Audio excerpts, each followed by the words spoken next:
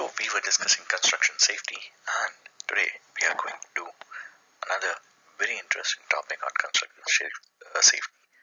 Last couple of videos we've been constantly talking about a single line flow of how all these aspects are coming up. So today we are going to take one of the most important topics, and that is on roles and responsibility of supervisor in construction site and we also talked about toolboxtalk, but in that there is a subtopic, and that is called work permit system. So primarily what happens is that under the roles and responsibilities of individuals, and specifically the site supervisors at construction site, work permit are also a crucial part of this. So what is work permit? Now, work permit, as the name states, if you want to do any work, you require a permit. So you require permissions from the people who are going to be there, right? But let us try and first understand to a typical definition, or rather take few questions about it to understand it better. So let us take the questions, and that is, there are three questions in work permit system. The first question is, what is a work permit? This is question number one. Question number two that we are going to discuss is, why use a work permit? Why we need to use work permit? And the third question is, when is a work permit needed? So these are the three questions that we'll discuss today, and we'll further discuss about the statutory requirements, and then we'll discuss, if time permits, we'll take it forward as well. Now let us start, and we can have 2 sessions or 3 sessions on this, because explaining different types of work permit is also crucial. So I'll try and explain a few which are crucial ones, and then we'll conclude this element. Now coming to what is work permit? So what is a work permit? When we want to really explain what is a work permit, it is very easy to explain, like a permit to work, that is PTW. So there is a short form of work permit, that is PTW, that is permit to work. So a permit to work system is a document which sets out the work to be done, precautions to be taken for all the foreseen hazards included, and records the state of equipment when handed over. While it does not itself make the job safe, it makes the work method foolproof. So if we want to just take an example, so suppose we are taking example of job needing work permits, and those requiring employee to enter in a work where there is a confined space to repair, maintenance, or inspect electrical installation, or to use a large or complex equipment.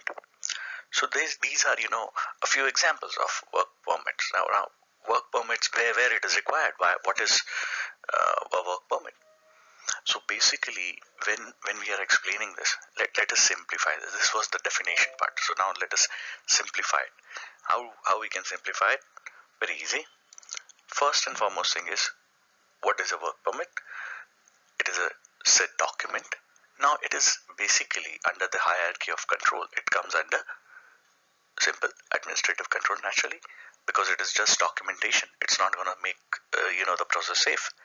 So primarily, a work permit is a document that is prepared to do what? To basically foresee,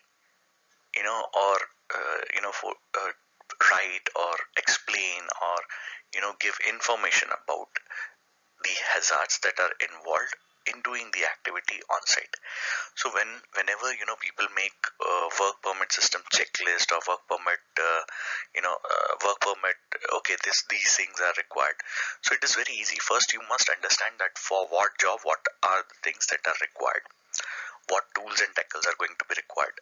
And work permit should also involve, okay, you're going to do this activity, okay, so what are going to be the necessary precautions that you have to take related to your equipment that you're going to take there, related to the work that you're going to do there, and related to the activities that are going to be involving hazardous process that may affect you or your health.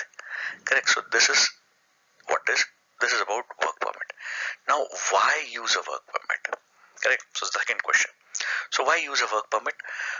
So when a job has a potential to cause injuries or death. So this goes back to hazard. Why use a work permit? Anything that has a potential to cause harm. So whenever there is a job that has a potential to cause serious injury or death, it is necessary to formalize agreed upon work procedure. So it is required to formalize the work procedures. This prevents instructions from being missed, forgotten, or misinterpreted.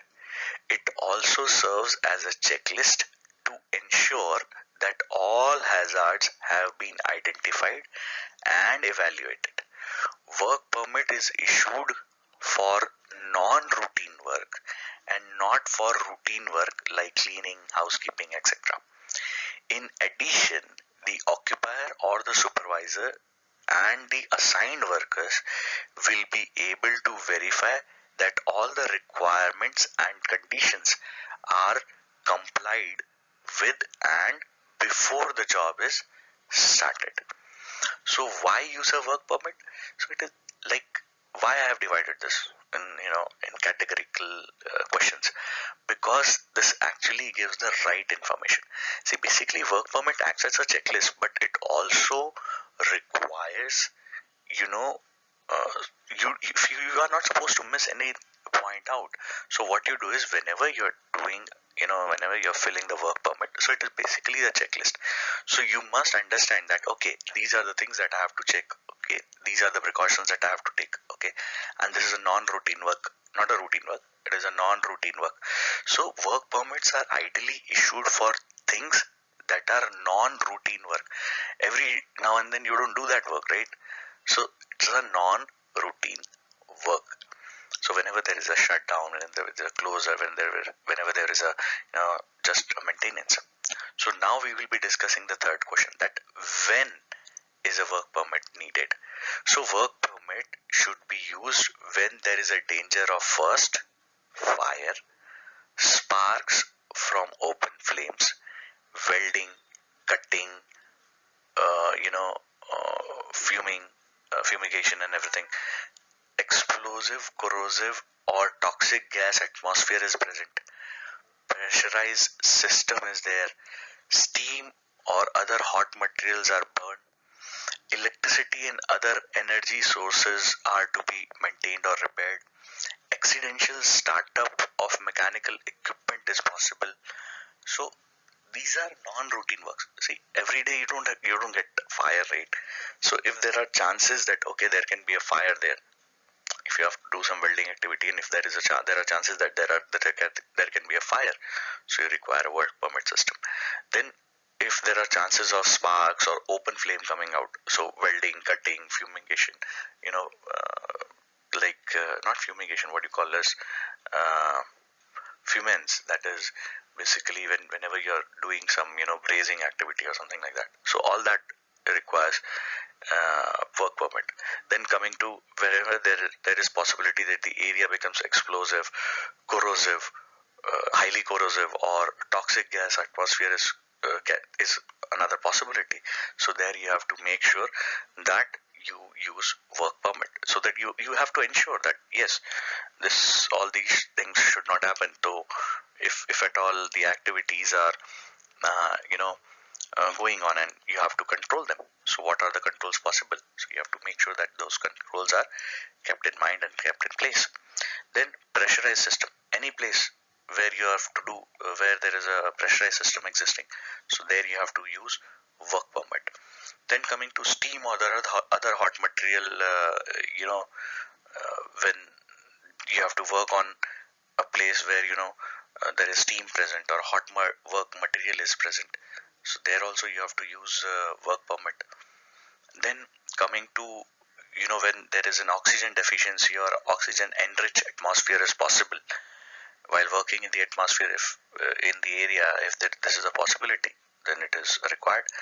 Electricity and other energy source, if you're working with, if there is possibility of electric charge release or flashovers is possible, so it is permit required. Then accidental startup of any mechanical equipment also requires work permit. Then if there are chances of suffocating, drowning, when there is bulk material storage and solvent storage tanks are there, and you have to perform any maintenance activity there, so you require a work permit. Then restricted access is there, exit and movement is restricted, so there you require work permit. When you have lasers, when you have temperature extremes, so there you require work permit. And any other recognized serious safety health hazard, so that also requires work permit is needed there as well. So now we have this, so that now that we have discussed all this these parts, so let us also take up few examples where the statutory requirement, what does the statutory requirement say?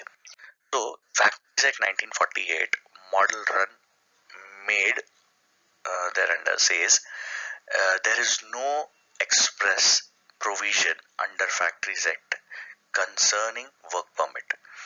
The precautions laid under the provisions of Section 36, precautions against dangerous fumes, gases, etc. The Section 36A, precautions regarding the use of portable electric light, and Section 37, explosive or inflammable dust, gases, etc.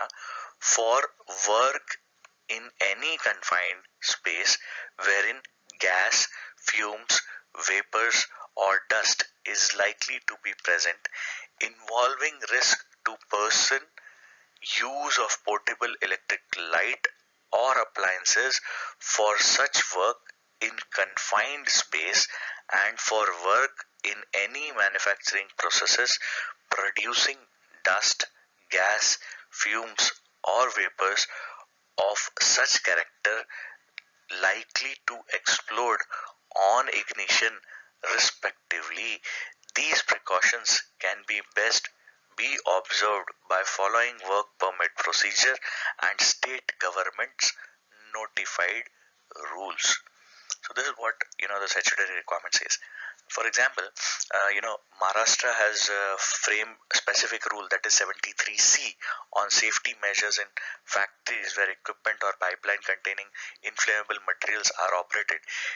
Deal with issues of work permit as safety measures. The precautions laid down under Section 36 and 36A and 37 are thus specifically covered by a rule requiring to adoption of work permit procedure. So there should be a work permit procedure that is clearly defined under Maharashtra factory rules. Now coming to the rule 73F for the Maharashtra factory rules on fragile roof provision and crawling boards, etc. So laid down issues under work permit each time when a worker is required to work on a fragile roof. So all these provisions are also clearly mandated there. So now what they say, so basically the Petroleum Rule 1976 framed under Petroleum Act 1934, Rule 98(1) and 2 on repair and maintenance of pipeline requiring inspection of pipeline section which is to be repaired and issued or written permit specifying therein the precaution to be observed and the procedure to be followed. The permit shall be preserved by the owner of the pipeline for a period of 6 months. This is what it specifies. Now also Rule 172, that is permit to carry out maintenance work, it applies to refineries and prohibits any maintenance and repair work or entering into a confined space except in accordance with the condition of a written work permit issued by a competent person authorized by the occupier. Similarly, the Indian Rule framed under Indian Electricity Act 2003 says Rule 36(2) handling of electrical supply lines and apparatus requires authorizations to be obtained before working on any line or apparatus. So this is what is written in the under the statutory requirements or different standards that is applicable statute or silent features providing the statutory requirements. Also, now let us discuss on the work permit requirements. So permit is required for the following jobs. The first is major or minor maintenance. Correct. So what we have done is that we have concluded the entire session. We are going to conclude the session with a few points. That is work permit requirements. So work permit requirements, basically permit is required for the following jobs. First is if there is major or minor maintenance work that is going on, then some inspection work is to be carried out. Construction activity has to be carried out. Alteration has to happen. Process equipment cleaning is there. Entry into a confined space is there. Excavation is there. Vehicle entry into hazardous area is there. So all these things, developing the job of any of the following type also requires work permit. So like if we talk of types of permits, so what are the different types of permits that we will discuss. But I hope that you understood why permits, what permits are required. So these are basically the tasks. These are the activities that you have to perform. If you have to perform these activities, then the work permits are required. You have to naturally understand that major and minor and maintenance works that requires permit system. Now coming to last but not the least, we'll be concluding because this is too long. So I'll be concluding this and we'll be taking the sub part later on. So type of permit. So what is work permit? So work permit for hot and cold jobs are required. Vessel entry permit is to be separate. Excavation permit to be separate. Work at height above 2 meters is also separate, and electrical work permit on electrical distribution system. These are the permit that are required. These are the different types of permits. So primarily there are 5, correct? So there are 5 different types of work permits that are involving. Now mostly people are confused here that okay, in electrical system there is a regular maintenance activity, but why do you require permit? See dear, it is required to have a permit in whenever you are doing a non-routine activity specific to the electrical panels, because there is a possibility that a person might get injured. So you have to keep a record. You have to remind them that what all precautions are to be taken, and it is not necessary that you should have big number of pages. If you have site specific activity based, you must identify first what all activities are requiring permits, and you must also list down what are the possible hazards that are present in that. There is a possibility that not there, it doesn't require all those parameters, so then don't add them, correct? Just conclude them in a very fine and a crisp manner. So that is there. Then working at height, if you're every day, you're not going at that height, right? Every day you're not using any temporary structures, so you must define that why it is required, and this is important. So that is the reason why these 5 things are there. So excavation is there, vehicle entry. You don't do every day, you don't do excavation, right? So that activity requires permit, because that activity also has involvement of certain hazard that are going to be present there. So every permit has its specific task. We will be discussing some important parts of permits, like we can in our next videos we will be discussing on hot and cold permits, and possibly confined space or vessel entry. So these are the 2 permits that we'll be taking next time. But I hope if you have liked the video by now, and if you have liked, please do subscribe to us, like to get the notifications, and we'll keep on posting such more videos. Thank you for your support, friends, and yes, happy new year to all.